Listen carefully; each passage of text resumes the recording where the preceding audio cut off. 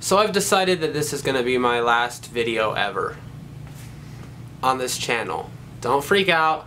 Don't freak out. It's just time that I turned a new leaf.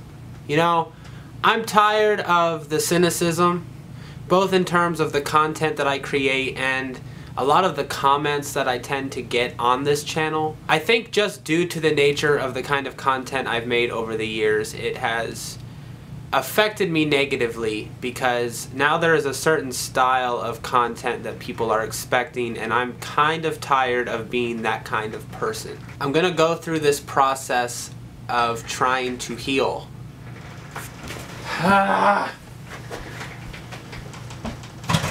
Basically what I'm getting at is I don't like the person I've been, and I don't like the person that I've turned into. A lot of people are saying that the actor Jim Carrey has gone completely off his rocker since his girlfriend died because of clips like this. There is no me. There's no you. No. We're not here. This is a dream? There's just things happening. So you're just passing We don't through. matter. We don't matter. Oh, wow. There's the good news. And though I think he could probably word it a little more eloquently than he does, a little more all-encompassing, I generally think what he's saying is true. And it's fucked up because I don't know if maybe that means that I'm crazy, if the general consensus is that, man, this human being is crazy for this. And I know what a lot of you are going to say here. You're going to say, well, no, he's not crazy because of this. He's crazy because, you know, he drove his girlfriend to suicide. Or because he's anti-vaccination. Like this whole moral absolutism thing that everybody seems to do. I don't want to talk about Jim Carrey. I feel like I've taken nihilism and only expressed it at its negative base value. But as I've gotten older, I've realized that nihilism isn't inherently depressing. In fact, there's a big part of me that thinks you can escape from the self, realize there is no self, and it frees you from it. It frees you from the bullshit. And that's what the process is going to be. If you want to see those videos, you can click the link below. But I don't think I can do that with the added stuff of my ego that comes from producing videos on this channel. I have a certain idea of what you want to see, and it affects what I create. And I don't want it to be that way anymore. I want to start fresh. I want to start over. I want to forget who Cody Weber was, who Cody Weber is, and maybe become something different. Because really, there is no Cody Weber to begin with. Just like there's no you, and there's no him, or her, or whatever. It's all just a giant illusion. But there's freedom in that. Anyway, on to the questions. Do you ever look deep inside yourself and find the loneliness there just deafening? No, not really. When I look deep inside, I don't really find anything. You know, if you look far enough and you examine it at its core value, you're really just a host for everything else that's inside of you. Like, you spend your life with this convoluted notion that you are made up of your experiences and your opinions and your beliefs, but really it's all pretty shallow. Even your fears and your goals and your aspirations are just different varying impulses in your brain firing off at random. That doesn't mean that there's no purpose or any reasoning behind it. It just means that even the loneliness that you may feel is an illusion. Because there is some kind of interconnectedness with everything. Your ego is what trips that out and makes you think otherwise. But really, I'm no different than you, or this camera, or the air, or the walls, or the windows, or my books on my shelf, both the ones I've read and have not read and will never read. That doesn't mean that I don't get lonely, because I sure as hell do. But when I'm feeling particularly lonely, I like to remind myself that it's all just a ride. That's all that it is. There's a Bill Hicks bit about this. And he says it much more eloquently than I could, so I'll just insert a couple clips here. The world is like a ride at an amusement park, and when you choose to go on it, you think it's real, because that's how powerful our minds are. And the ride goes up and down and round and round. It has thrills and chills, and it's very brightly colored, and it's very loud, and it's fun for a while. Some people have been on the ride for a long time, and they begin to question, is this real, or is this just a ride? And other people have remembered, and they come back to us, and they say, hey, don't worry, don't be afraid, ever, because this is just a ride, and we kill those people. I find that if I focus on things other than myself, that my life is better. If I distract myself enough to look away from the abyss, then my life is infinitely more palatable. And it makes you wonder, like philosophically speaking, if it's good to have an intellect. Because you know for sure when you look at a dog or any other animal that they don't have a conflict of self. Like, I don't believe there's ever been a canine in the history of time that laid there chewing on a bone thinking, what does it mean to be a dog? Like, I'm sure that there are plenty of dogs that feel lonely, especially the ones that are tied up and have like a 6-foot circle of space their whole lives and don't ever get interaction with anything. Like, I'm sure they experience loneliness. But even that, in some ways, has to be better than experiencing loneliness and then examining why. And I don't believe any other animal besides human beings have the capability to look beyond their feeling and examine the reason behind it. And I'm kind of jealous of that, because I psychoanalyze myself to the point that nothing has any meaning. Nothing has any kind of... And it's something that I'm really working on not doing, you know, just taking life at face value, because when you peel the layers of the agony onion, you get nothing. The agony onion disappears. Any tips for a fat, mentally divided 20-year-old? I feel restless and downtrodden, depressed and broken. I see enormous potential, but I feel the chains of frustration, scars, and regret. I need to make greater change than I have, but can I kick my own ass to do so? Yeah. I used to be a fat fuck as well. Then I got really skinny. Then I got way too skinny. Then I started to get plump again, and now I'm back down to skinny, and I'm trying really hard to fight the desire to be even thinner, because it's fucked up. Like, logically speaking, I 100% know that I am too skinny right now. I could put on 10 pounds and I would be better looking.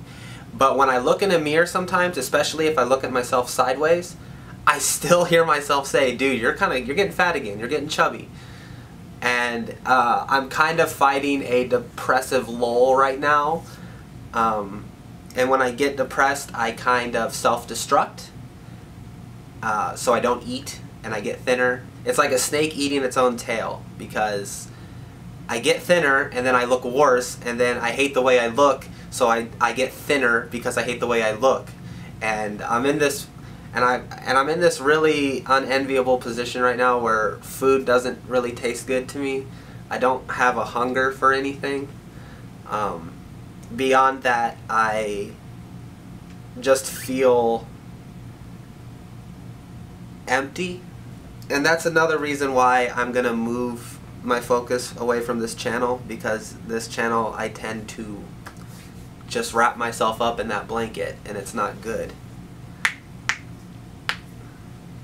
And I know I made your question about me, but that's the only way that I can really relate to you, that it is possible, because underneath all of my own shortcomings and my fuck-ups and the ways that I have very publicly messed up in my life, underneath all of that grime and those boulders, I know that there is a good guy in there somewhere. I know that I'm empathetic. I know that I feel openly and overtly, and though that is annoying for other people sometimes, I still think it is an enviable quality to have. And I'm sure you got it too, because most self-hatred comes from within, because of their capacity to feel for other people. And you see other people and you don't judge them the way that you judge yourself. So you automatically think that you are inadequate, and in your case you said fat and depressed. But your value doesn't come from any kind of physical attribution. It doesn't come from the way you look or how you turn the opposite sex on, or if you're gay, the same sex. Value comes from within.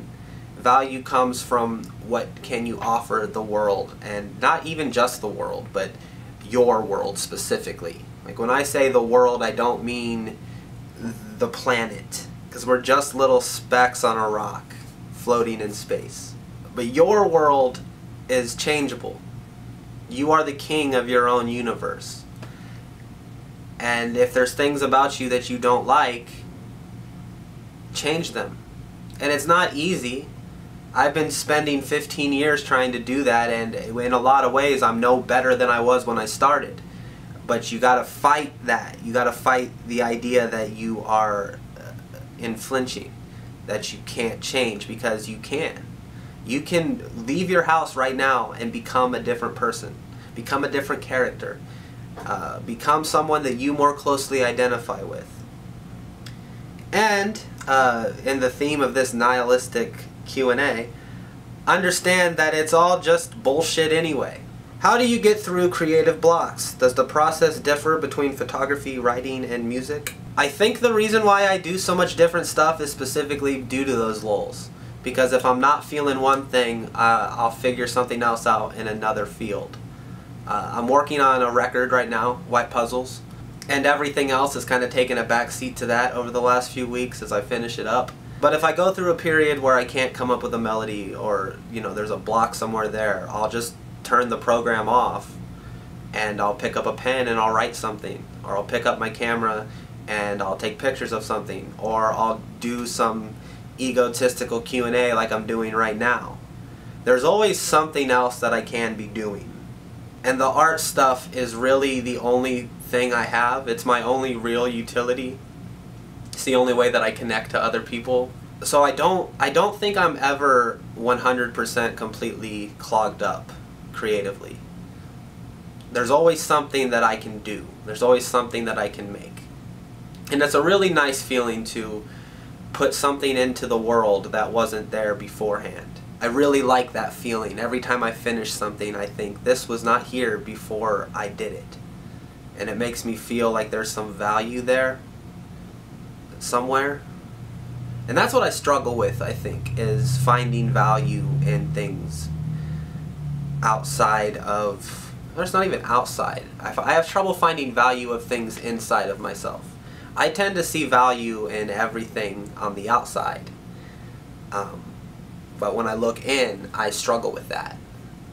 Because I don't think I add anything to anybody's life. I certainly don't add much to my own. But it seems like everyone that becomes a part of my existence is immediately hindered just in virtue of it. And that's difficult in many ways, because I don't want to be that. I want to be a good thing when people think about me. And even if they say that I am a good thing, I see the moral quandaries they face largely due to something that involves me.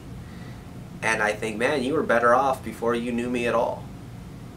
And that's why I tend to just disappear from friendships and stuff like that, because the moment I start feeling like I don't add anything, the biggest token of love that I can give is to just go away. That is not your question at all. I took it somewhere completely different, didn't I? Oops. I asked this on your last one, but it didn't get answered. How many lenses do you have for your camera, and which is your favorite and least favorite? I have a pretty bare bones setup, really, as far as lenses go. I have 4 lenses that I use. I tend to get rid of ones that I don't use, and these 4 are 4 that I feel are the best for what I do. I can't show you because I'm using it right now, but filming this, I'm using a Sigma 50mm f1.4 art lens. It's super crisp and sharp and hard to film on because I don't know if I'm in focus. If this whole thing is slightly off focus, it's because I had to focus beforehand and just guess. I'm shooting on a Canon Mark III, which I love it as far as a photo camera goes, but I think it kind of sucks as a video camera, and it doesn't have the articulating screen, which would be super fucking helpful if I had that. I really want to get into vlogging and stuff, but I feel like it's going to be an uphill battle until I get a camera with an articulating screen, and I'm never in a position to buy another camera body. So it's really difficult. It's difficult to feel like a videographer that doesn't like the way their videos look, especially since I'm such a visual person. This is my favorite lens. It's a Canon 24-70 f2.8L lens. It is incredibly versatile. It works for almost anything outside of telephoto work. It's crisp, it's fast, it's sharp, it's beautiful. I heard that there's a new version of this lens that's even better, but it's insanely expensive, and I got a really good deal on this. If you're into photography at all, I think this is a must-have lens. I would never, ever, ever leave my house without it if I'm on a shoot.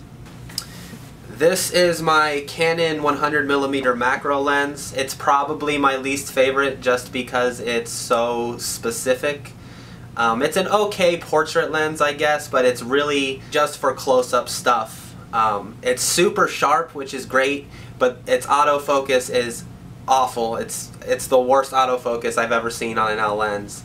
Its build quality is kind of shoddy, like it's made out of plastic. It feels kind of cheap, even though it wasn't cheap. I think I spent more for this lens than any other lens I own.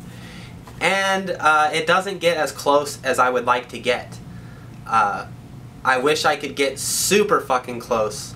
Like, I want to take pictures of a fly and be able to see the individual hairs on its head and all the little dots in the eyeball.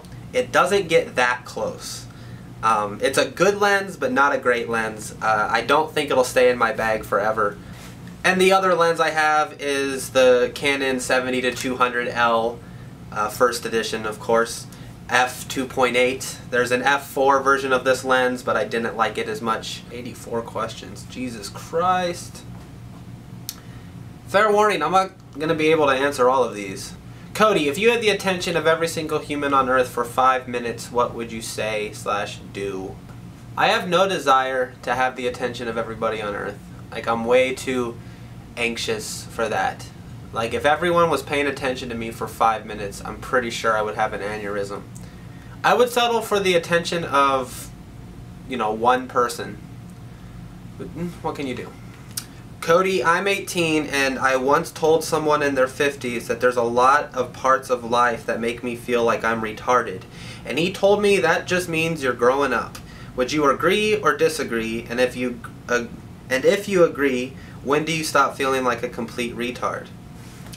If that ever happens, I'll let you know. I feel dumb as fuck most of the time.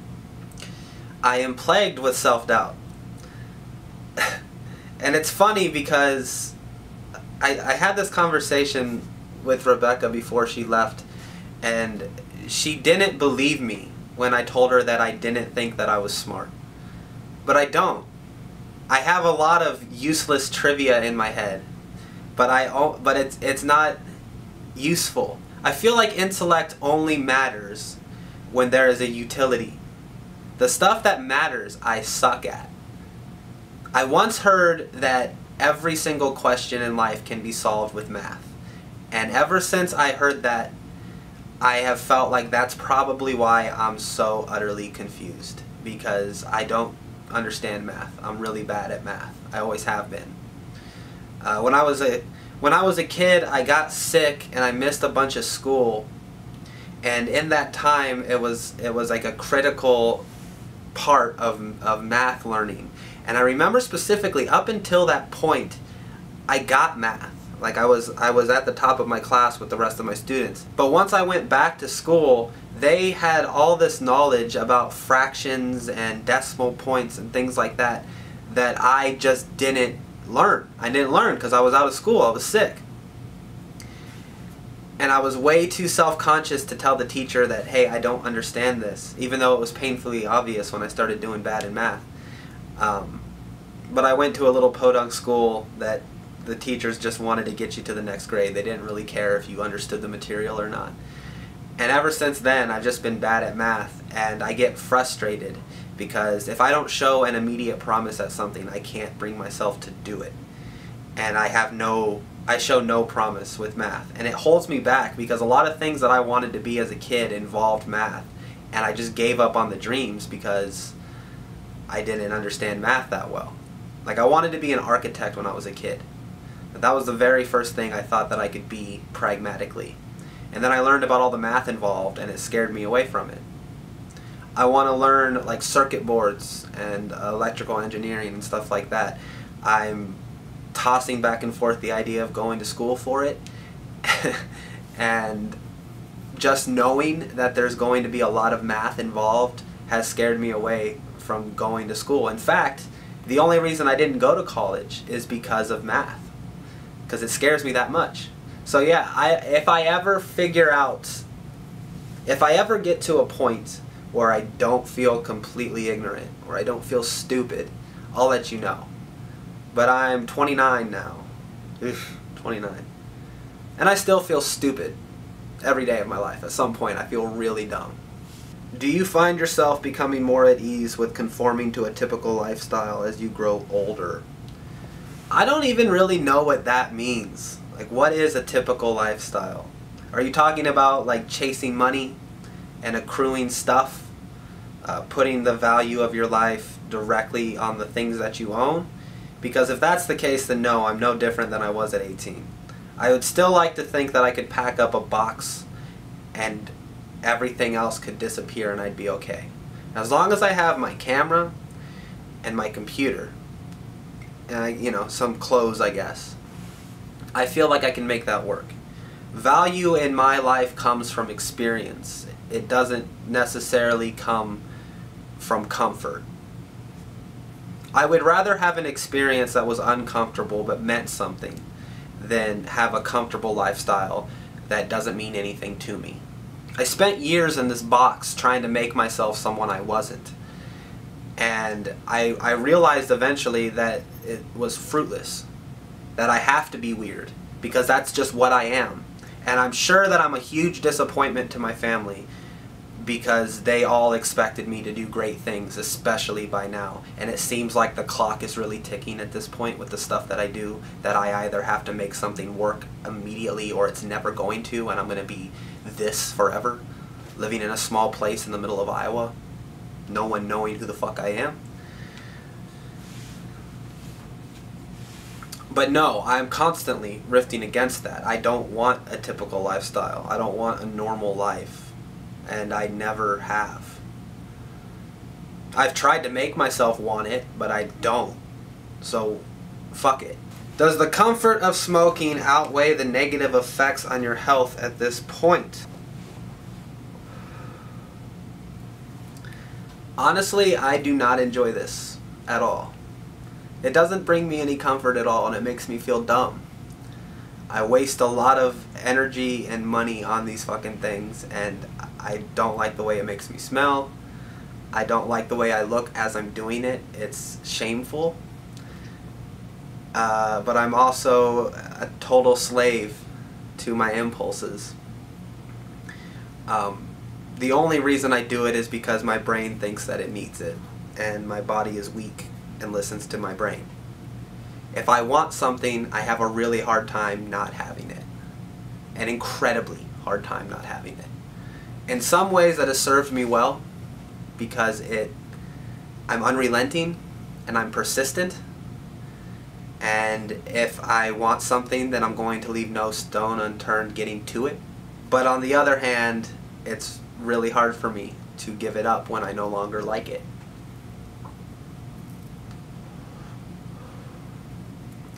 And I only really started smoking in the first place as a way to punish myself for the shit that was going on in my head. I felt like I deserved to slowly kill myself, and I didn't want to be selfish enough to do it quickly. I wanted to die, but I didn't want to do it by my own hand in a quick motion that was going to leave my family and loved ones thinking that they could have done something to prevent it.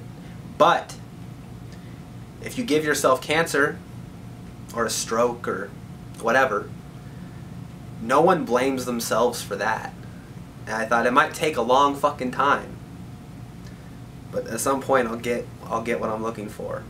I will punish myself to death, and it will be worth it, because that's what I deserve. And that's what depression does to you. It makes you think you deserve what's coming to you. You deserve the bad things that happen, and you don't deserve any of the good things.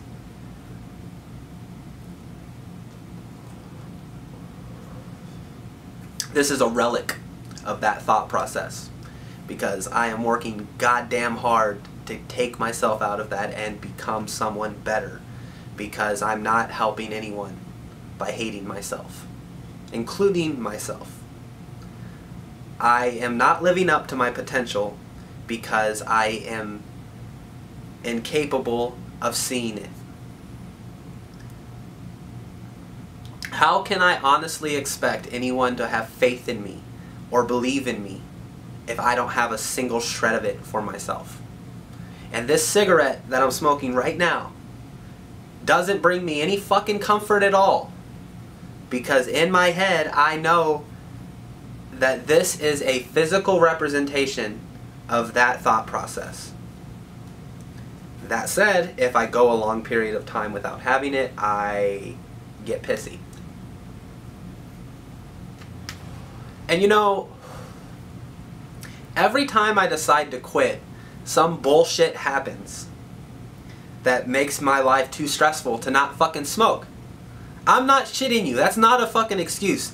Perfect example. The very night that Rebecca sliced her artery on my window, the very night that that happened was my last cigarette. I told myself I'm never going to smoke again right before she did it. And I spent 2 days in the hospital with her without a cigarette. Stressed to the fucking maximum. My hands were shaking.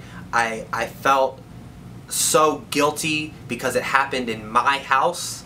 I didn't take care of her the way that I felt like I should have. And there was no way to make my artery be the one that was sliced. And the whole time, I was like, okay, you gotta get through this. You gotta get through this, because there's never gonna be a time in life that isn't stressful. But we left the hospital, and that feeling remained. And when I walked in the house and I saw the pools of blood on the floor, and the pools of blood in the sink, and the pools of blood in my car, I couldn't handle it. It's like my brain was just like, dude, fuck it. Do this later. Smoke a cigarette. Calm the fuck down. And I did. I went and I got a pack. And it's embarrassing because I'm not strong at all and I want to be. How do you write poetry? I take the Bukowski method. It's on his tombstone. I don't try. When you try, it's convoluted and it doesn't work. I just write and put it out. I don't think about it. I don't overanalyze it. I don't edit anything. If I see a spelling error, maybe I will. When Rebecca was here one morning, I wrote a poem, and this just goes to show you how little I reread my stuff after I write it. The first line of the poem was, "Oh, the perils of being." And I didn't finish the poem. I took a break to take a shower, and when I got back, I finished the poem and posted it. A few hours later, I went back to read it, and the first line was, "Oh, the penis of being." And I thought to myself, did I have some Freudian slip there? Like, what the fuck, did I write the penis of being? And how many fucking people saw that line? That's how the poem started. But I looked over, and Rebecca had this shit-eating grin on her face, and I knew that she had edited my poem to say, "Oh, the penis of being." I will write 10 shitty poems before I write one that I think is good. But it's worth it to get through those 10 when you get to that one. Because then you're like, oh yeah, that's the one. That one's good. And I actually wrote one recently that I actually felt that way. I was like, oh, that one is good. I'm going to go ahead and read it because it's on my phone, and why not?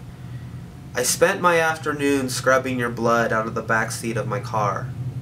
There was a welling of fluid formed in the creases of my eyelids, and I can still see the faint impression of the red stuck in the creases of my fingertips. It was kind of fucked up, really, how sad it made me to watch you disappear again. And after a solid 45 minutes of scrubbing and drying some more, I got most of it out.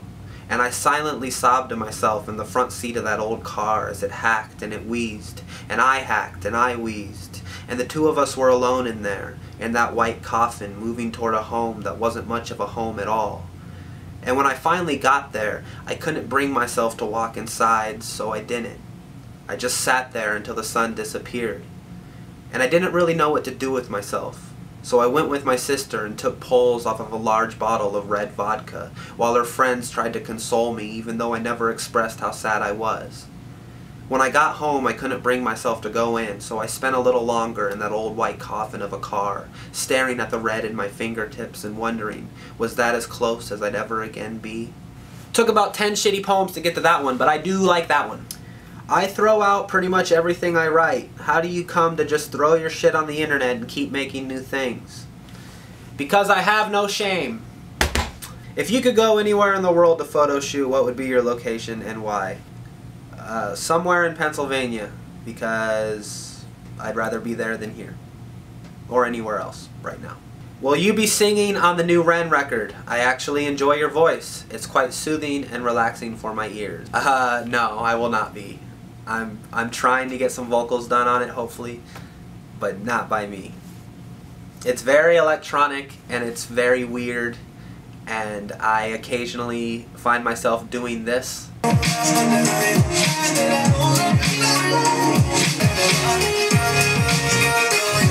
Which I think is a good sign that the record is good.